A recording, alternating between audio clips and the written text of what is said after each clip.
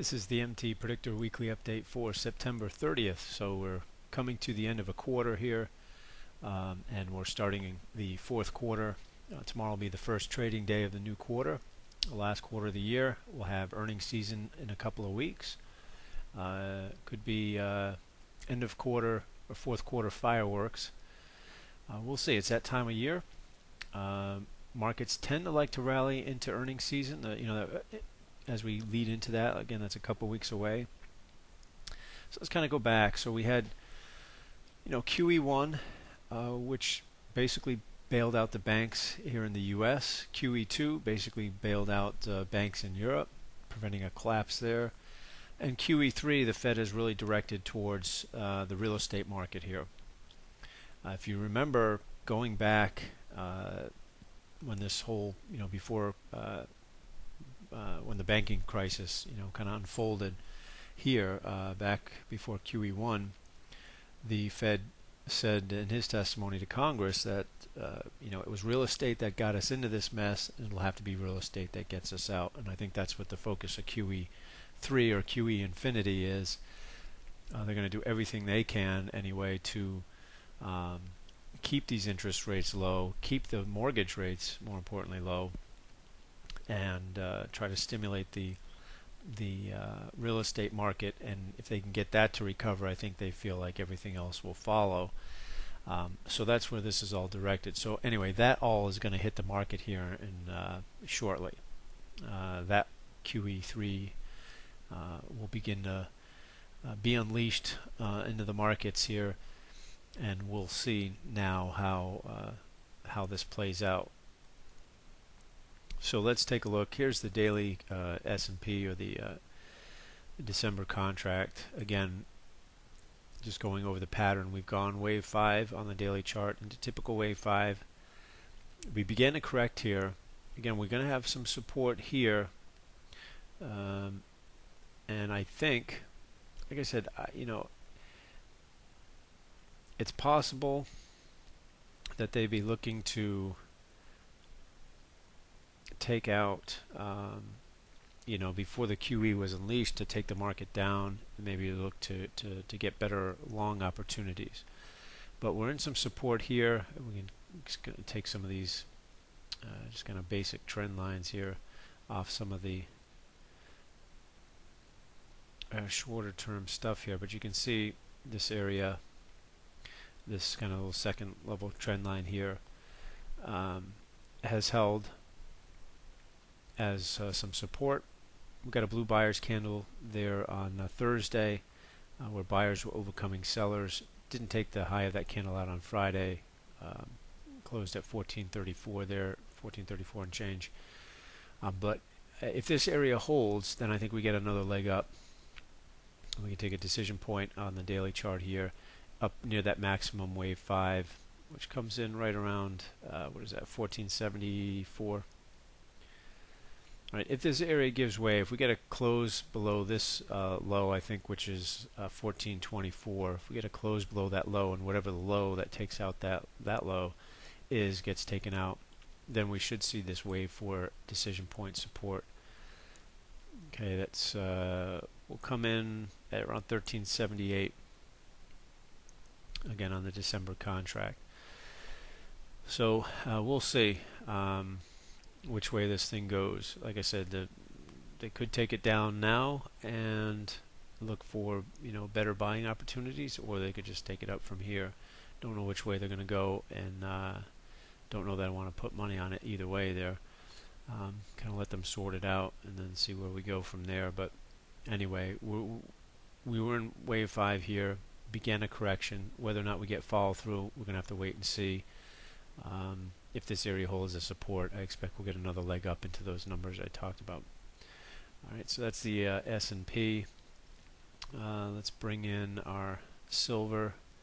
We've got a pretty good slate of news ahead, especially Thursday is going to be a real news heavy day.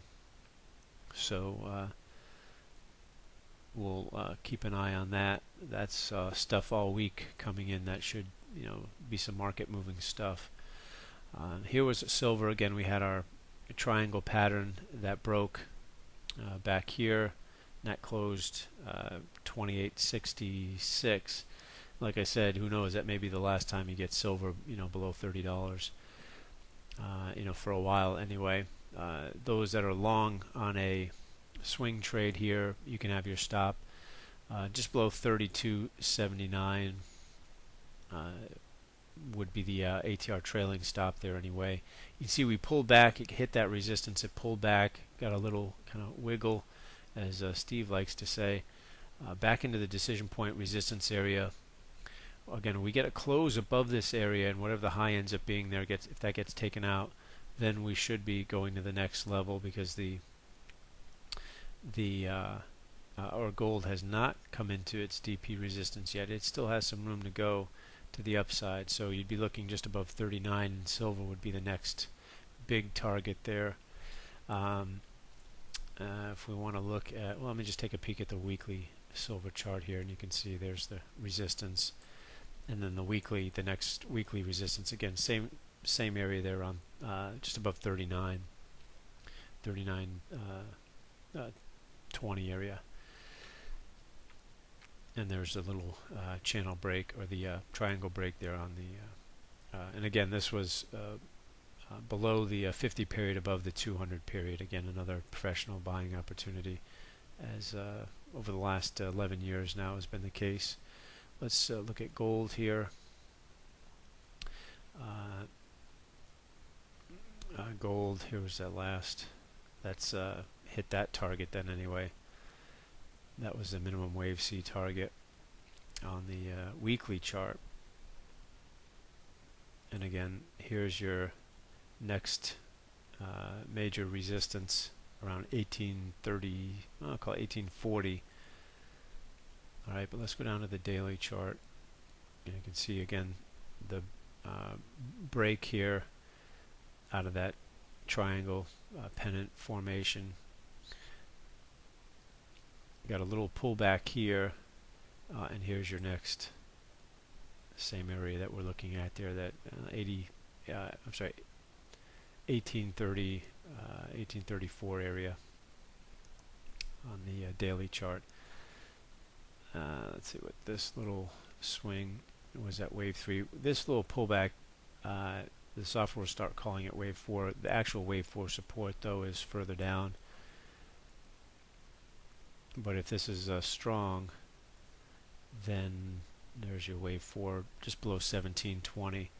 But if this, if this is strong, like this is the area that silver is in its resistance. Again, watch silver. If that gets a close above that and that high gets taken out, it should allow gold to get to that target just below 1840 there. And if it doesn't make, if we kind of get another pullback, then that pullback support would start around 1716, just below 1720 anyway.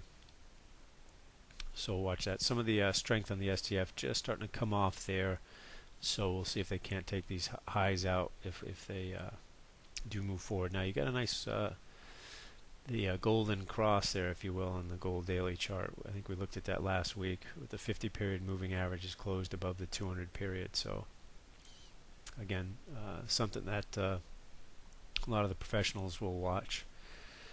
So we'll see how these continue to move ahead. And let's take a look at, let's bring the euro, US dollar in here. Again, here was the pattern. This is why we expected a low coming in this area, right into wave, typical wave 5 support. We expected the correction to be at a minimum back to this wave 4 DP. They did trade beyond that. You can see he's pulled back into that area. Here's the top of wave 1. We take our decision point off of here. Excuse me, here, and extend that.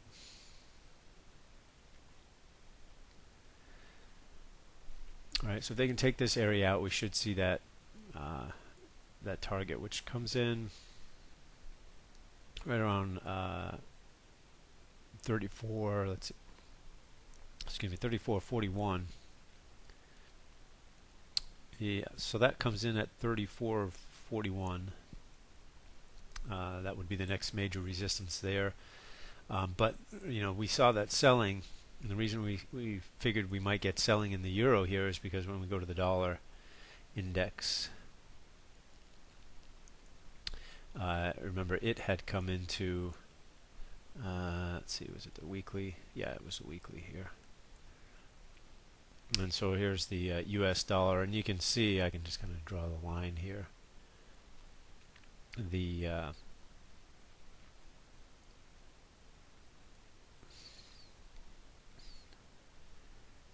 didn't quite get done right, but let me drag it down a little bit. Right about in that area. All right, so you can see it's found an area where it's found a lot of support or demand in this area. So we're expecting that it got a bit of a bounce. Didn't quite get into, let me see this. Here's the lowest of the lows there. I'll just take a decision point off of that.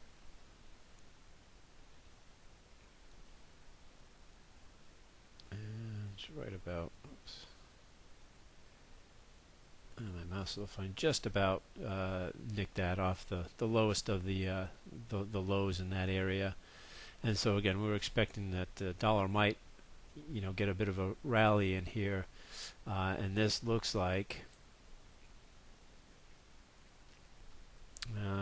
potential coming into potential wave 4 area. So we'll have to see if the dollar can get up into that 80.50 area, or just slightly below that.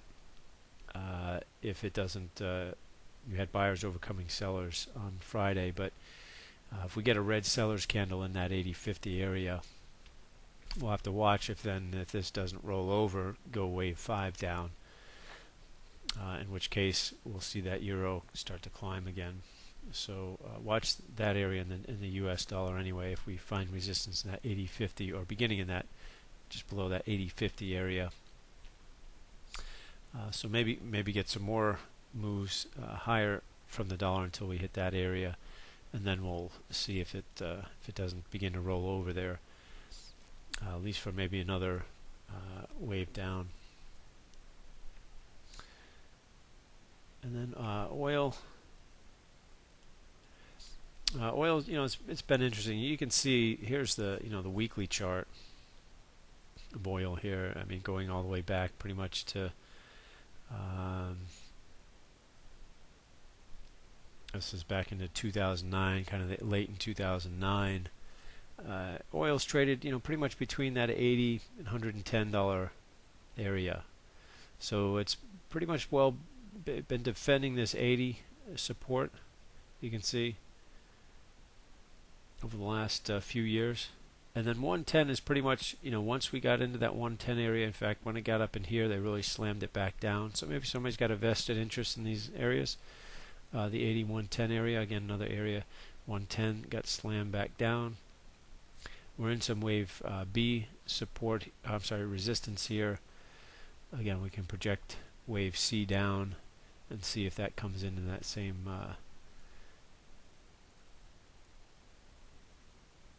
just in below that $80 area.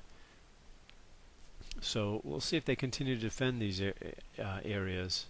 There's something to look at. If we look at the daily chart, we had our decision point sell signal there in oil. That target was hit at 93.47.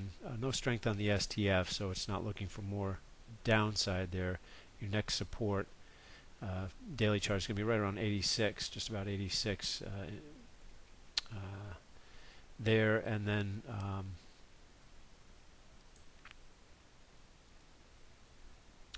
let's see, the next resistance, okay, is going to be up just above 102.25 is where it will start, and again 110 again is that area above that. That's been supply with the $80 demand over the last few years. So again, that's kind of in that channel, long-term kind of channel there. We'll see if it does at some point break out of that area. In other words, a clear close, and then whatever that high is gets taken out. or below that area, then we'll probably get the direction, that it's going to break out of that area. So we'll watch that. Similar to the way gold ended up breaking out in silver after this has been a much longer kind of consolidation, albeit a larger channel. Over the last couple of years, just some interesting pattern in there, and those levels kind of being defended. So, right, again, like I said, this week, start of a new trading quarter. The first day of a trading quarter tends to be a good trading day, so maybe we'll got a little bit of news coming out tomorrow, but it really picks up as we head into Wednesday. New home sales, and then Thursday's full of got durable goods, GDP, got jobless claims in there, pending home sales, all in Thursday morning, and then Friday got a little bit with consumer sentiment and personal income and Chicago PMI, but Thursday's the biggie. So but we do have some news throughout the week, so we'll see if that doesn't help things to kind of move along, get some good action, and we'll pick things back up and see as this QE begins to hit the market in the next few weeks. It's going to have an impact. We just don't know exactly what it's going to look like yet, but it should be interesting to see this all unfold. All right, so we'll see you back next Sunday evening.